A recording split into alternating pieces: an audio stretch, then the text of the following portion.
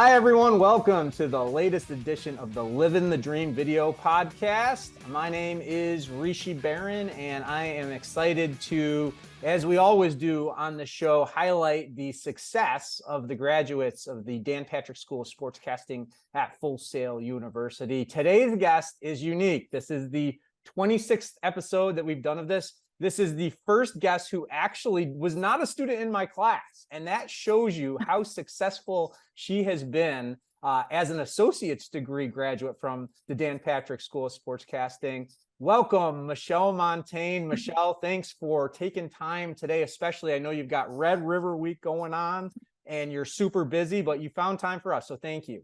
I would always find time for you, Rishi, but no, thank you. I've watched so many of these episodes that I'm honored to finally be asked to come on here. I'm excited to talk about everything you have to ask. Well, the honor is mine. And Michelle is the type of person who, when you meet her, you immediately see this is someone who belongs in this business.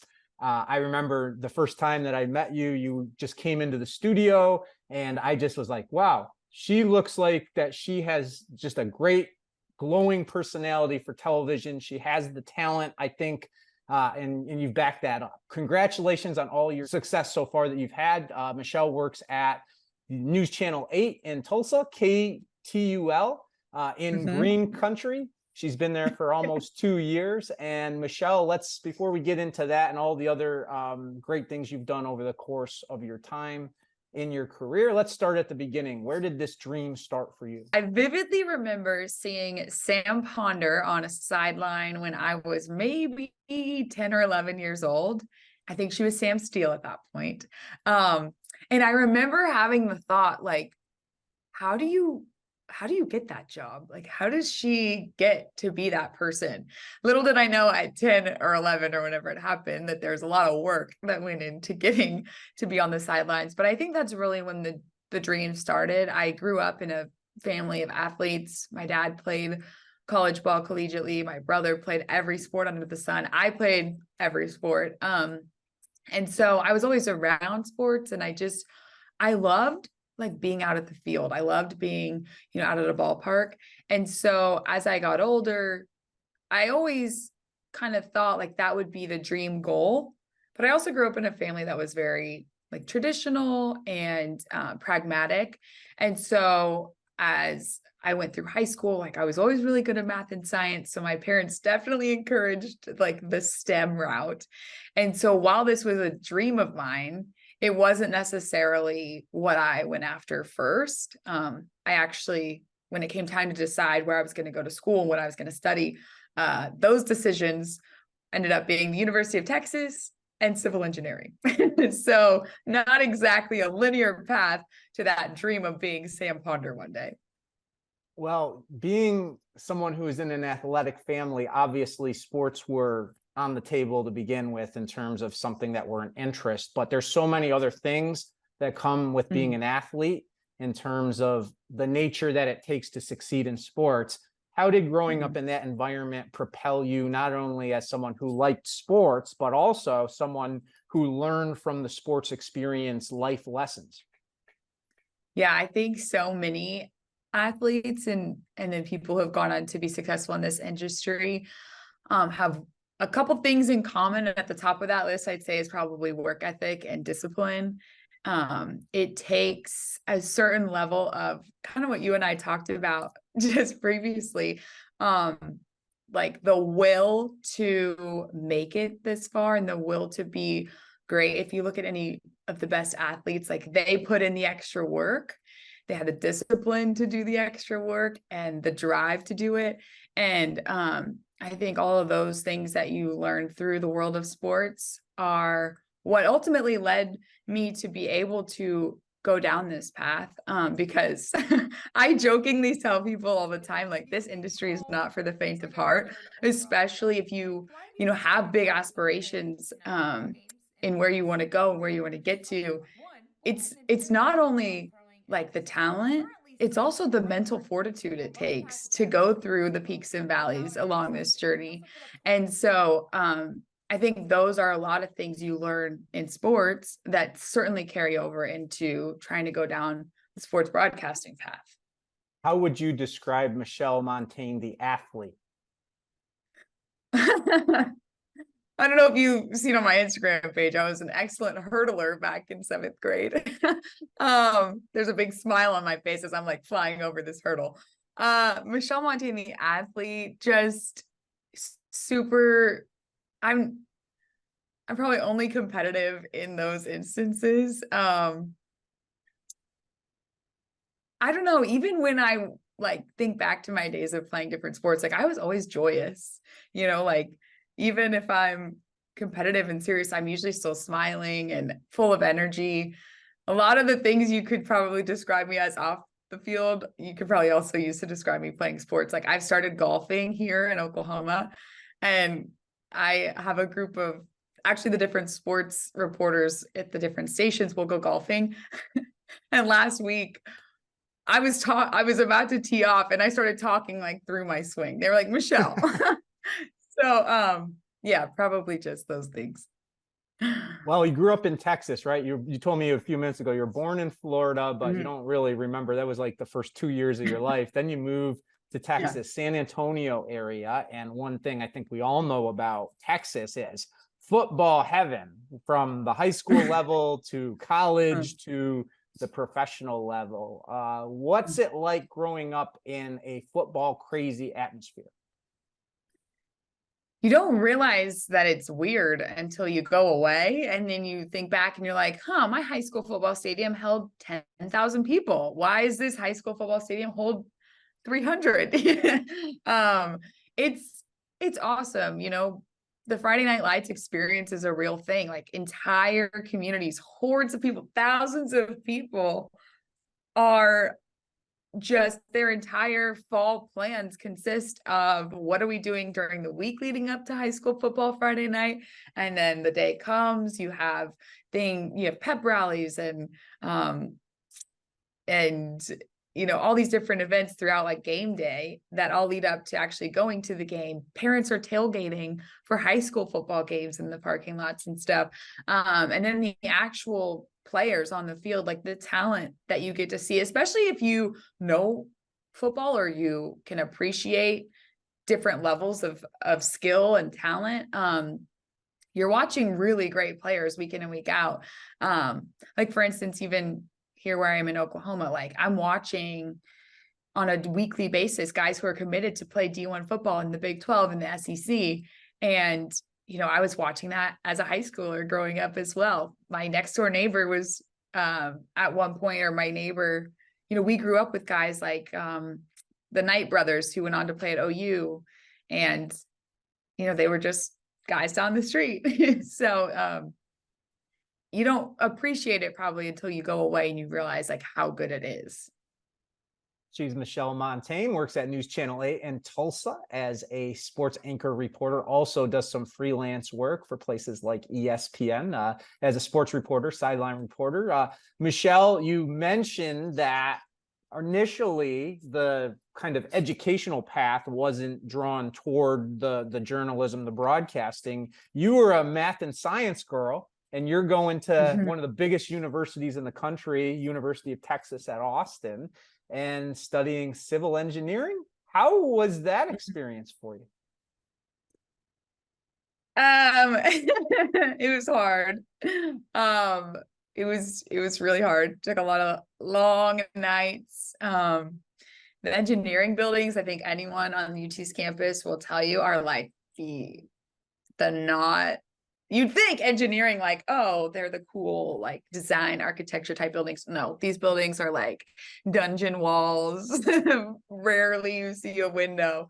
And I spent a lot of time in that corner of campus. But you know what? I know that it taught me how to teach myself, which sounds redundant, but it teaches you how to learn. Like if there are things you don't know or that you don't understand, you learn to problem solve and figure them out. And that is without a doubt one of the biggest reasons I think I've been able to kind of make this switch, is because while I'm not using, solid mechanics or, fluid or, any of the things that I learned, like technically from an engineering background, I am using the skills of, you know, just like the critical thinking skills and some of those other things that you learn along the way that are, I guess, more of like the soft skill side of things. My father was an engineering major, and he got his degree in engineering, and he, very much like you, did not take that path. He ended up being an actor.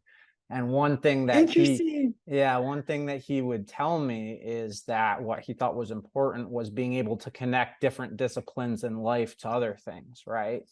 And Yeah. one thing that he told me, for him as an actor going into using his engineering background, it was the attention to detail that really helped Mhm. him. Obviously, that's critical in engineering.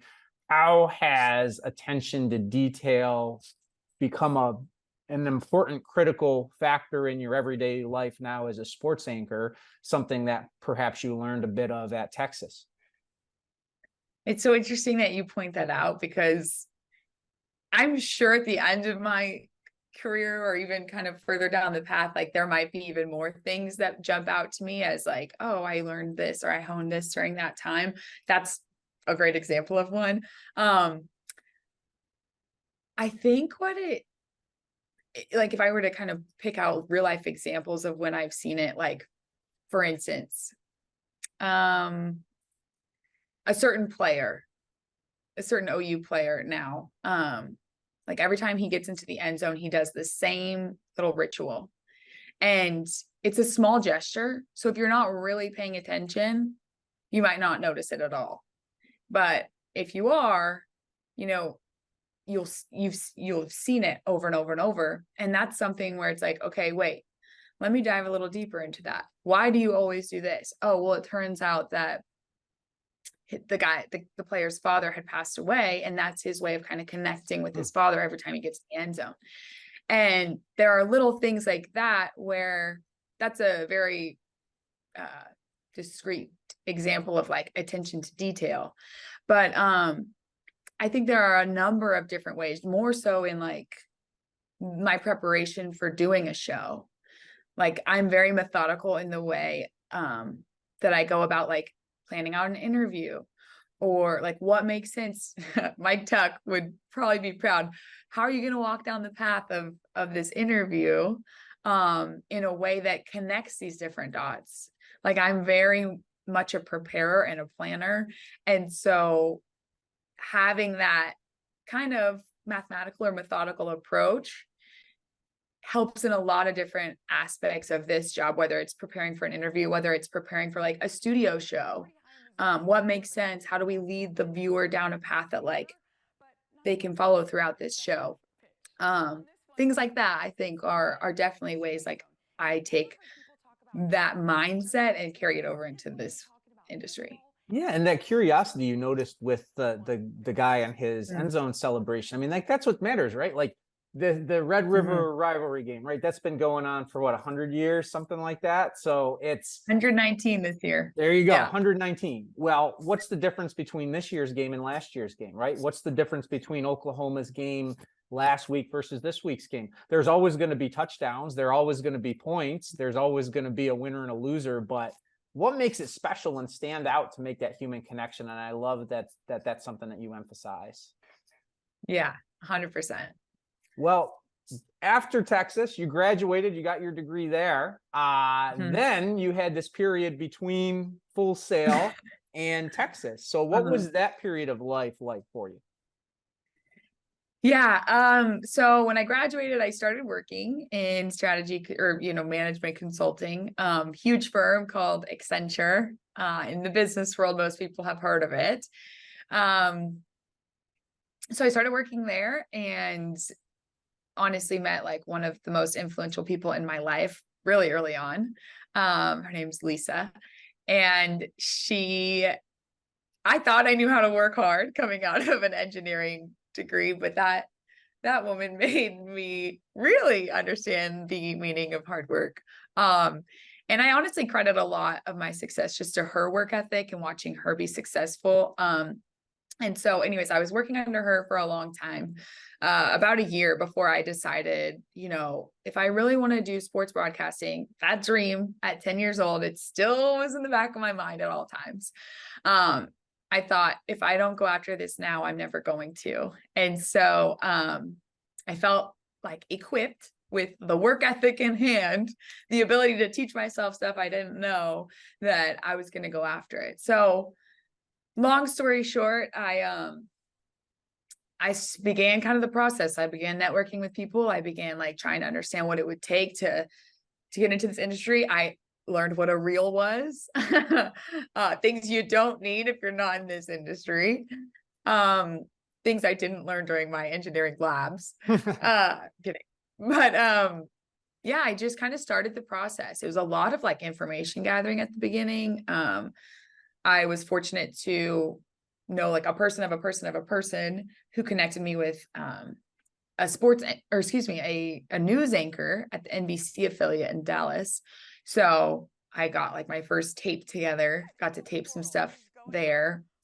And then when COVID hit, you know, my passion was still there, but obviously things changed, you know, with the entire world. And so a couple people at that point had recommended Full Sail to me or the Dan Patrick School. And so I felt like I was probably at the point where I needed some more formal training, because I had done all this like learning on my own. But I initially had a conversation with Gus Ramsey, and he really kind of sold me on the program. And so one thing led to another. And basically from the time I graduated till the time I started at Full Sail, it was about 3 years in total. And fortunately, I was able to keep working full time while being enrolled. And so it was a masterclass in terms of time management, but it really kind of afforded me the opportunity to do it. And that's an interesting turn that you made, because you're at Accenture, as you said, a top flight company in the world. Mhm. And you've been trained for this, right? You've gone and you've gotten your degree, and it looks like this is maybe the path your life is going on. Yeah. You mentioned in the back of your head, you always kind of had this dream from as a 10-year-old, but what made you take those steps to start contacting people saying, hey, now I'm going to go out and do something kind of completely different than what I've been doing before?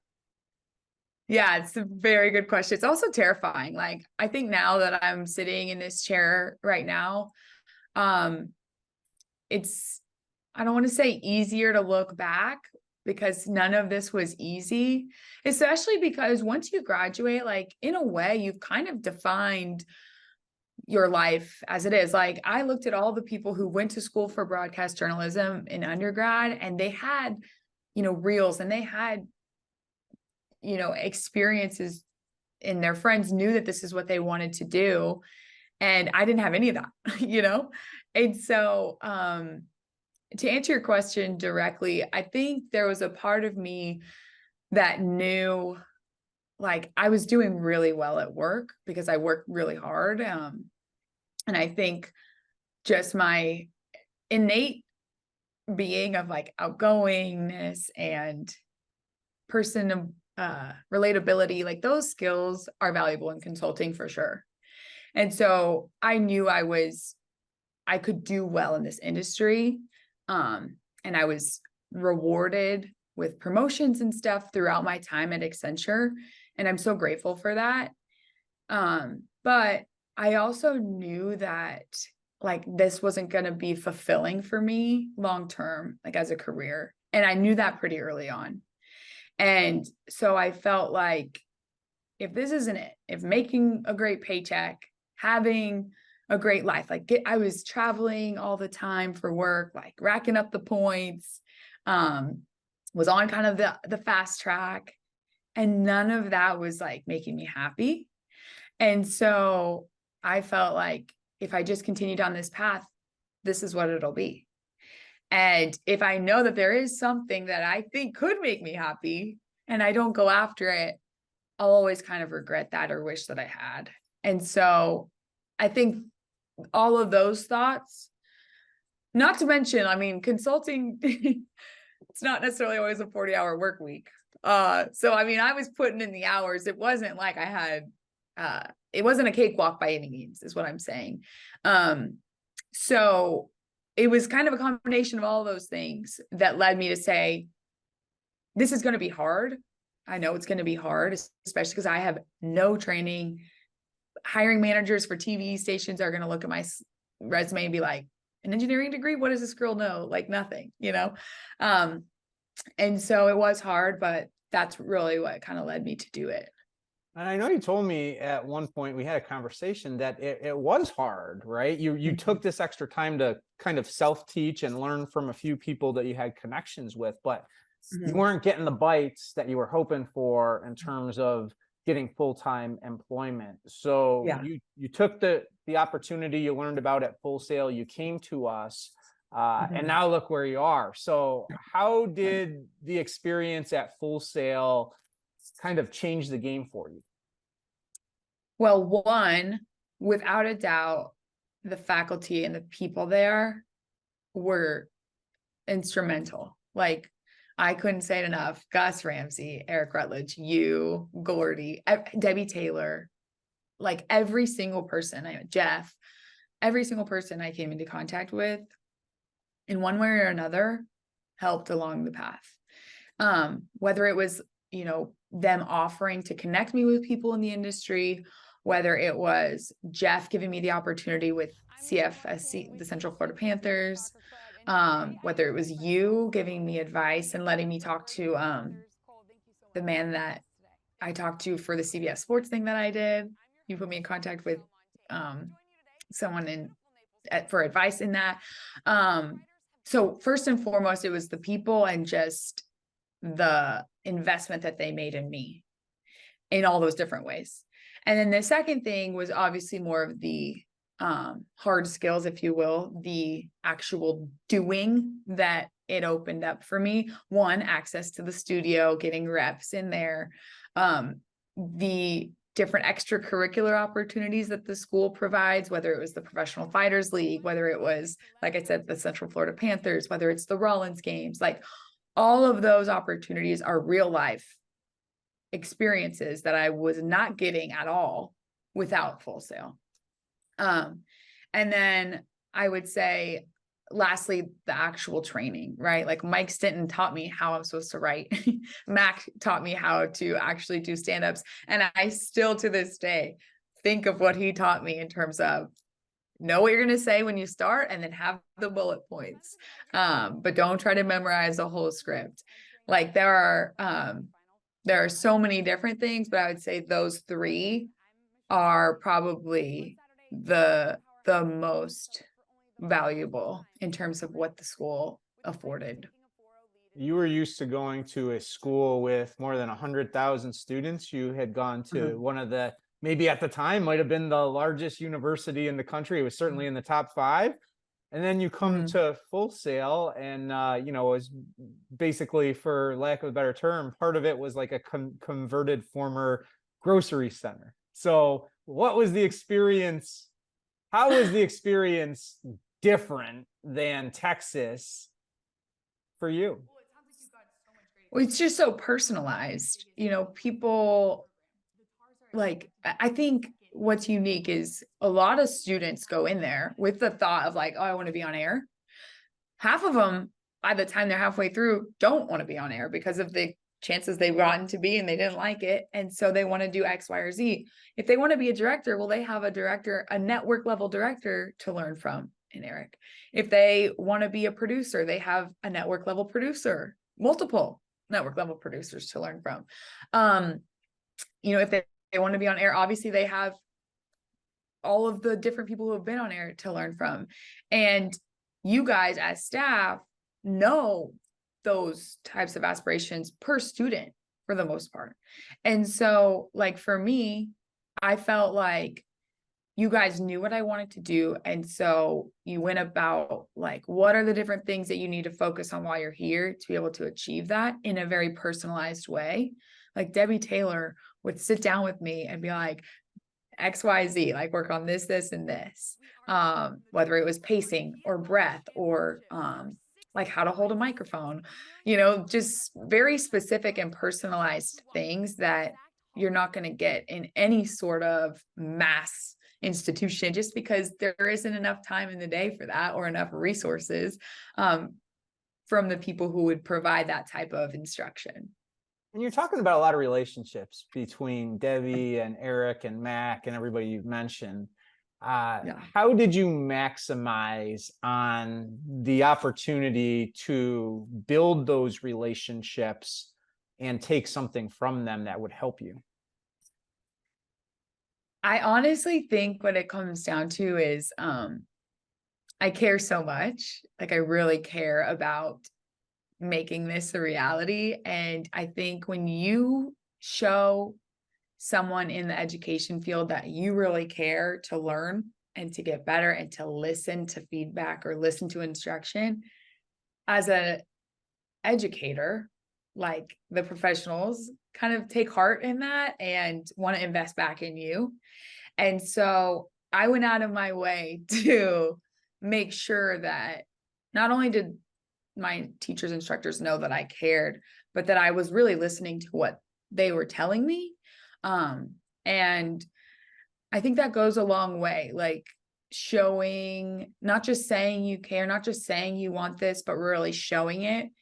And what I mean by that is there was definitely a level of time investment involved in that, like staying after or always being present in the studio, being around, doing the extra stuff.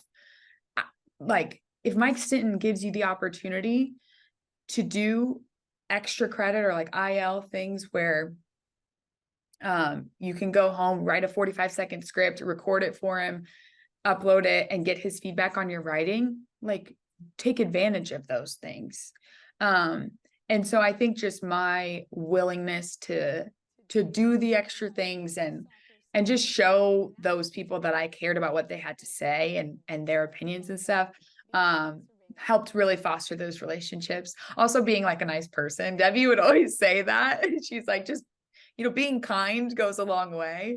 And I mean, I try to be that way regardless of who it's to. But I think those things are probably where the relationships came from. I know there's a big part of you that wanted to go through the entire program and go through all the classes, but whether you like it or not, in many ways, you're an early poster child for us on how you can get the associate's degree program and have enough skills to be successful in this industry. What would your advice be to anyone else who is unable to, for whatever reason, to go through the entire program, but to take the associate's degree and run out there and go out there and make a successful career for themselves?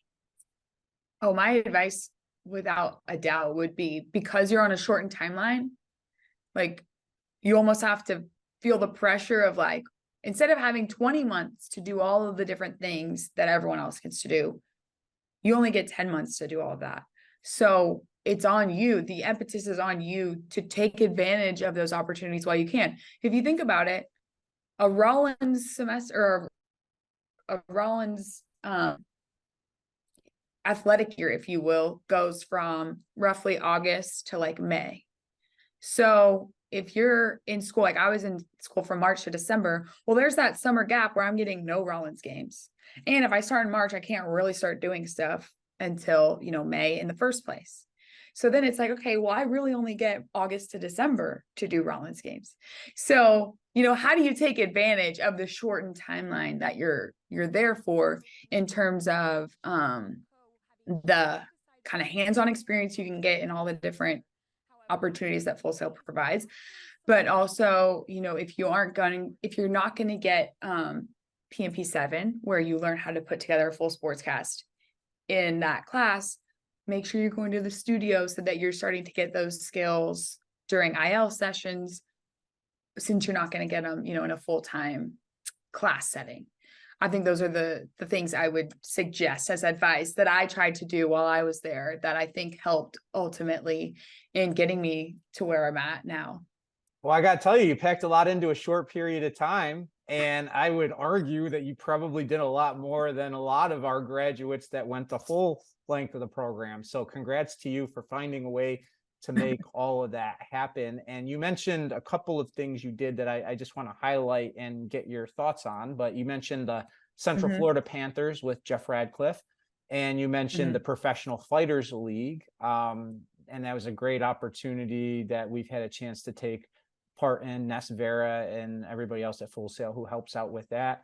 Those two experiences, what did you take from them that have helped you now?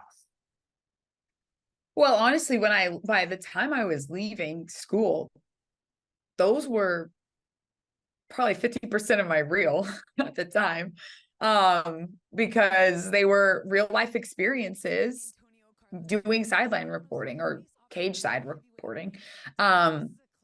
And so just very tactically, like, they were a huge part of my experience up to that point. They were on my resume, they were on my reel.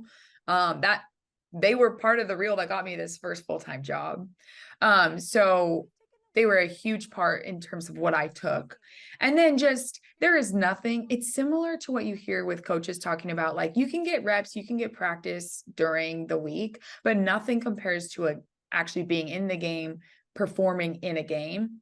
It's very much the same with our industry. Like, you can get reps in front of your mirror in the bathroom, but until you're live in a setting where you're literally interviewing a fighter that just lost a fight, or just won a fight, or just won $1 million prize fight, like, there are no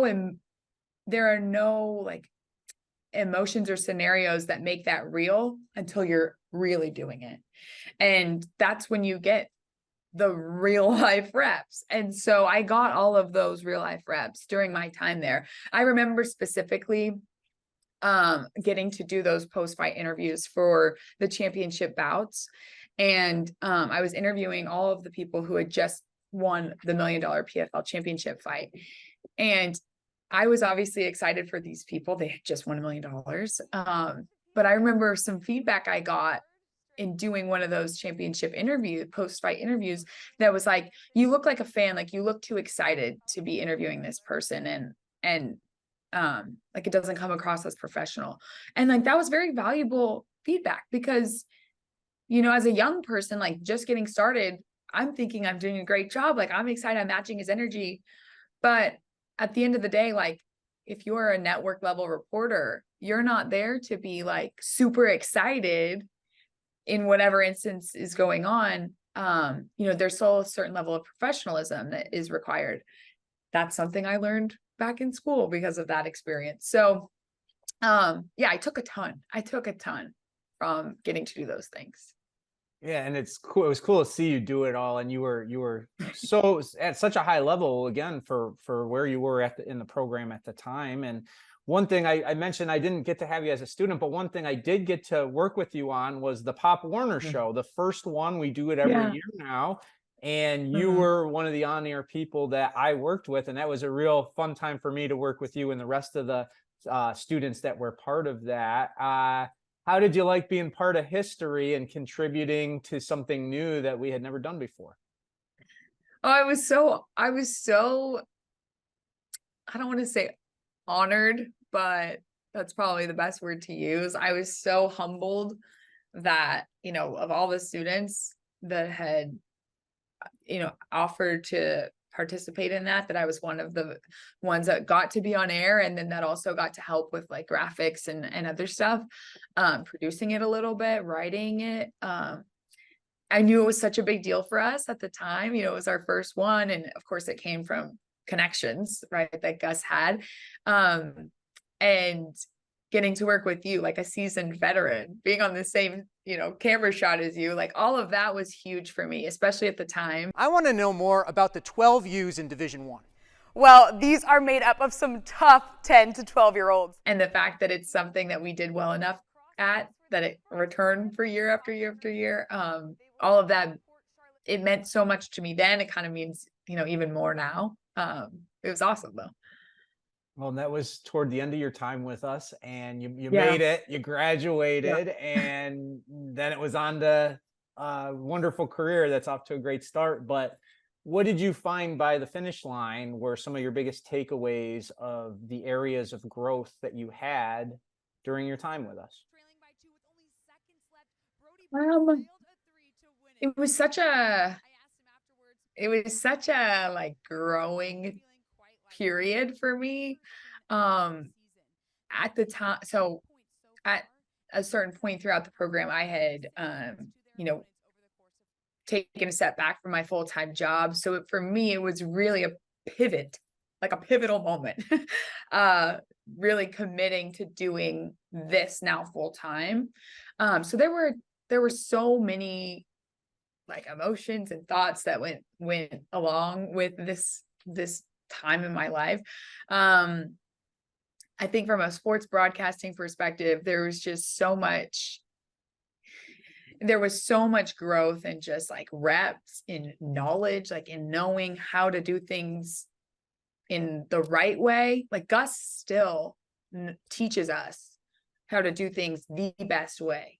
And you learn how to do things even better at school than necessarily you find in common practice out in the industry. So that was a huge piece of it. I think there was also a part of me that just appreciated like the people, of course, the faculty, but also the student friendships that I made, the experiences that I had. I don't know, I guess it's hard to put into words like all of the things that I took from the experience, but I guess at the end of it, just knowing that I had a support system of people that not only cared about me as a person, which I do believe is the case, but also cared about helping me as I started the career process. And now even still, like I'm a year and a half into working full time and they still check in on me. And Gus texted me yesterday, and they're still thinking about me in my future. So I think I knew that back then, but to see it come to life even now, 16 months later is super reassuring. It's good feedback from you too about the process never ends. You can always learn, but you can always go back to what you learned from us. We tried to give you a lot of fundamental building blocks. So anybody watching this, first of all, I don't think your access to FSO ever goes away, at least as far as I know. So you can go back and look over the stuff. You can go back and look over the lessons that you had during your time with us and reacquaint yourself, because you're right. A lot of people leave and they forget a lot of stuff. And it is kind of mind-blowing sometimes, the kind of fundamental mistakes that are frequently made in the industry. And anybody who's had class with me will know I'll get on you if you say verse instead of verses. The Lakers verse the Warriors. I hear that every day now. I watch TV and it just blows my. I'm ready to give up, Michelle, because I can't win that one, right?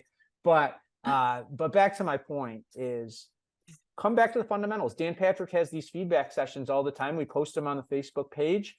You can come in. We've had plenty of graduates that have done that. So we're always here and willing to help you. But now you have made it. You are in the industry. What is it like living the dream that you grow up with as a 10-year-old and now it's become a reality? It's crazy. It's really like some days feel pretty surreal. Obviously my dream is, not this moment job, but, I'm getting there and I'm way closer today than I was yesterday or even, a year, 3 years ago.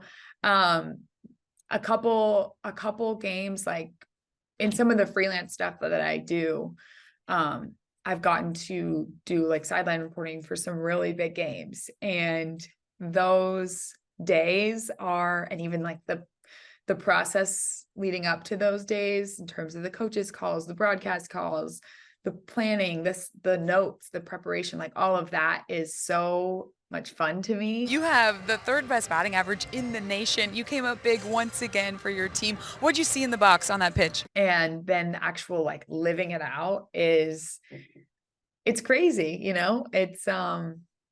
it's rewarding in such a different way from anything else that I've done. So it makes it feel like all of the hard work is certainly worth it. Well, we're going to take you step by step a little bit through her journey to get where she is now, and then we'll get to beyond what she touched on a little bit later, but you had an opportunity not too long after graduation to take a job as an in-arena host for the Colorado Mammoth. Mhm. And obviously that ownership group owns several teams in Colorado. Share with us kind of how that all came about and what you got out of that. Yeah, so I actually found the job posted online, and there aren't, in this industry, you don't see all jobs, all on air jobs posted online. So I felt like, oh, this is interesting. I knew that a lot of people, I I studied a bunch of on-air reporters, female reporters, and their journeys as to how they got to where they were. And a lot of people started as in-arena hosts. Kay Adams, she was a longtime host of Good Morning Football. Now she's doing her own show with FanDuel. I think she started as the in-arena host for the St. Louis Cardinals. Like that was her first, real job. And so it was definitely something that I had considered doing in-arena hosting. And so when I saw the job, I was like, oh, like, let's apply. So I applied, I went out there for the interview. Before I left that day, they called me and offered me the position. Wow. And I was so excited. Yeah. I was so excited. Didn't know all that it would entail, but I knew like this was a first step. And so I did it. And what did I take away from the experience? Honestly, I think it was good for me to see that in-arena hosting wasn't as much of what I wanted to do in terms of like reporting, because it was a lot of like, oh, we're going to do this game and that game. But it did give me experience with, ad-libbing and being on a microphone in front of thousands of people. But I think I also realized like this is not something that I probably want to do on like a full-time basis. Yeah, it sounds like there's some definite things that relate directly to your long-term goals and what you're doing now, but also some things that are different. So kind of a cool pathway to get a little bit more experience with that kind of stuff. And then we were just talking before you started that Sports Illustrated had an opportunity that you took advantage of as well. Was a digital hosting job that you did for them. What did you get out of that experience? Yeah, that actually was interesting because I got that job purely through networking. I had met someone who introduced me to someone else, and she was actually leaving the job. And so she was like, hey, I'm done with the Sports Illustrated job. I can put you in contact with the hiring guy and see if you can do the job. And I was like, okay. And so I interviewed for that. And yeah, that was really good for me because it was a consistent like every day we're producing, writing, shooting, and editing videos for the site. And so it's actually interesting how much information I retained from that, because you're doing like a bunch of stats and research and writing in order to prepare those videos. And so you retain a lot of that information. And I got to do interviews and stuff with it. So overall, it was really good. Just getting on camera reps and getting my name out there. And so I was really grateful for that because I got that opportunity kind of during this like in between time. And so it helped me continue to get reps every day when I was still looking for a full-time job. And then the opportunity came in Tulsa and you jumped on that. And now you're in a kind of the more traditional role in addition to the freelance work that you also do. How excited were you when you got a chance to be like, yes, I'm going to be anchoring and reporting every day for this great station? Yeah, I honestly, candidly, I don't know if excited was the word that came to mind. I was so nervous. I had never been to Tulsa before I took the job. I didn't know what my schedule was going to be. I didn't know, it was my first full-time. It was my first full-time job. It was a significant pay cut from my last full-time job, which I knew was coming. But so there were a lot of emotions. Like it was probably more nerves than it was excitement at the beginning. But there was also this huge like potential for excitement. And so once I got there, like first day doing the promos and the headshots and all of that, like that's when I think the excitement really hit in, and got my badge and all of that. And I kind of just hit the ground running. And then I feel so lucky to be here because everyone in this market is so nice. Like everyone truly is so kind and welcoming, and it's not cutthroat. And so I think I was like out with my sports director on like the second day, and I was meeting people in the industry. We went to like a press conference for, I think a new coach was being introduced or something. And so I started meeting people. And from there, it felt like, okay, we totally made the right decision. Like, this is going to be good. And from there, the excitement really started to build. And I think I was on air like a week later. When did you truly start to feel comfortable? Because you mentioned the early nerves, and I think there's something about nervousness that never really goes away in this industry to some degree for a lot of people. But when did you Preach. feel that your comfort zone really kind of started to take shape? I felt so in studio, I felt comfortable like really early on, which is funny because I've gotten a lot of feedback over the years on my reels because I have a new one every 5 minutes. Not really, not anymore. I've toned it down. But a lot of times, even my news director here, she's like, "You're so good. You're so much more comfortable doing live shots and like out in the field. You're so like natural, blah, blah, blah. In studio, you're like not." And it's funny because I felt way more comfortable in studio. But I will say, it took about a year. And I remember like my first live shot where I felt totally calm and like prepared for it.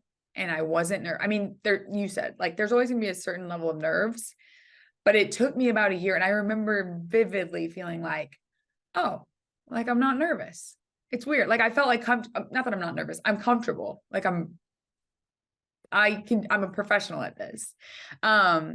And I will say, like, even though I felt comfortable in studio, I didn't look it, which is why my news director would say that. Now I definitely feel like I'm way more just confident, and I'm writing better to my own style and my own voice. I get tweets all the time saying like, "Wow, you're so much better than you were." And I'm like, was I that bad? Or Yeah, people like to give those kind of backhanded compliments, don't they? yeah. Yeah. But I would say honestly, yeah, it was around that year mark where I finally was like, okay, like you got this. Yeah. Well, it's a difficult job, and I always like Mhm. to get the perspective from people in these kind of reporter anchor type roles, exactly how much work you do. So give us a day in your life or just an overall example of all the things you're responsible for. With just my Channel 8 job? Just your Channel 8 job alone. Okay. We'll get to the other stuff later. Okay. I'm like, a typical day in the life is terrifying. I'm just kidding. A typical day. So, I would say like, if I'm anchoring, try to get in around 2:30 to prepare for the most part, it's just like the 6 o'clock and the 10 o'clock show. So a typical day would be like 2:30 to 10:30. And that would just be for like producing, writing, editing the studio shows. But because it's just me and a sports director, a lot of times we'll also have to do other stuff. So like during football season, I'll need to go out and talk to our player of the week. So that would really require like, getting into the station, getting my stuff, going out, meeting with a player, interviewing him, going back to the station, and preparing those studio shows. That would be a day like if I'm anchoring. If it's not football season, it could be, going to do some sort of like different interviews for a story I'm working on, and then maybe going to like a the University of Tulsa basketball game that night, getting highlights, and then, sending those back to my sports director if I'm not anchoring that night. Those I'd say are kind of like typical days, in different times of the year. What about web and social media? I saw you did a pretty cool thing on the golf course the other day. I was just looking at your Instagram and caught that, and that was fun. But how much do they ask you to be a social media presence and ask you to do online work as well? All right. No introduction needed for this guy. Bryson, we just cheated, but what's your favorite color Gatorade? It's got to be the light blue, the frost. I don't know why. It's just, that was my favorite. Absolutely good? not. No, it's not good. Yeah, we have requirements for a certain number of posts on different platforms, just station wide. And I think that's pretty typical. Some station, it varies obviously by what those requirements are, but I think that's pretty standard at this point. So I just kind of oblige to make sure I'm achieving those requirements. And then for football season, because it's so big here, we're required to write, web stories and make sure we're posting stuff to like the KTUL website in addition to the social media channels, just to make sure that, people go to Google like a certain game or a certain player, that we're up there in terms of where they're clicking. So there's definitely a web.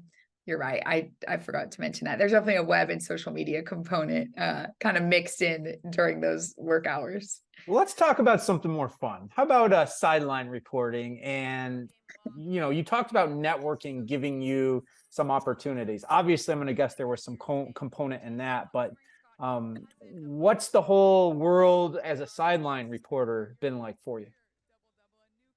It's funny. Networking went into me getting my opportunities to do it here in Tulsa. And I told the guy who gave me the chance, I'm like, first, these have been my best days, like in Tulsa. Like ultimately that's what I want to do, and I have to do it during my off time because I have a full-time job. That isn't my full-time job. And, he'll tell me like, he feels bad because of the time it takes or whatever. And I'm like, no, that's exactly what I want to be doing. So yeah, those days have been my favorite days in Tulsa. And, not only is it fun for me to get to do the actual like live broadcasts, but you spend so much more time around the team when you're at shoot arounds, when you're talking with the coaches on the broadcast calls, when you're getting to know the players in a little bit more of an in-depth way. All of those things are parts of this job that I love as well, because it's the relationships that we go back to. And I've been really lucky here that the coaches at the university that I'm covering are incredible human beings. And so getting to be around them and their players has just been like, to me, it's a treat. It's not a job. It's just what I want to be doing. How do you do the job well as a sideline reporter? I think you care. you care to go the extra mile. Like, I think that, like, especially for sideline reporters, because the play-by-play guys know so much, and they can, to be honest, they can tell any story that you have. And to a certain extent, like, I'll work with our play-by-play guys and say, hey, here are the 5 stories that I know of that I've talked to different people about that I could run with. But if you want any of these, you feel free. And if it makes the broadcast better, like, the play-by-play guys can tell the stories. So as a sideline reporter, I think, one, it's how do you find information that other people don't have or that can't have? A lot of that comes from like, okay, what's happening in the game and what do you have access to that maybe the guys sitting there who can't move don't? So I think that's a big part of it.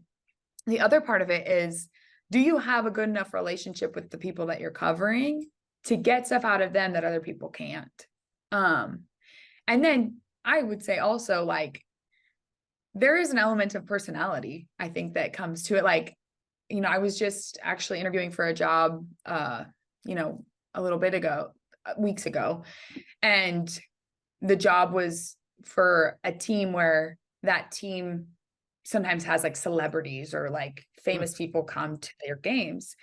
And so one of the things that they were looking for in their sideline reporter was someone who can have fun with those people and be comfortable talking about things that aren't just serious stats, basketball or football or whatever. And so I do think there's an element of like, you're entertaining people at the end of the day. how do you do that in a way that's informative, professional, but also can be fun? And I think that those are some of the things that I think are important that I try to bring to the role when I'm doing it. We're talking to Michelle Montaine. In addition to being an excellent sideline reporter, she also works for News 8 in Tulsa. Michelle, you're super busy from all the stuff you just shared that you do and have done. I know you like dogs. You're a dog person, but besides that, how do you achieve this work-life balance that everyone strives for? Ooh, that's an area I could still use improvement on. My mother is like the cornerstone of my sanity. She keeps me balanced and she brings a lot of perspective to me.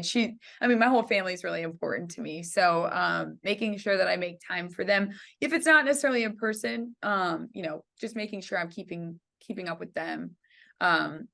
Same goes for my friends, like cutting out time in the day to either FaceTime with some of my friends, or like, even if my weekend is a Tuesday, Wednesday, like that's enough time to get down to maybe Dallas to see some of my friends and back. So just making sure that when I can, I'm fitting in the different things that aren't work related into my schedule. And then I love to, when it's warm enough out, I love to run and be outside. So I do that as often as I can, just to make sure I'm staying mentally healthy, balance as best as I can, in addition to doing all the work. I like it. Those are all great tips. Thank you for sharing all of that. That leads us to the next big question. Where do you hope the dreams that you have continue to lead you as you continue in your path along your way in this business? Yeah, I mean, my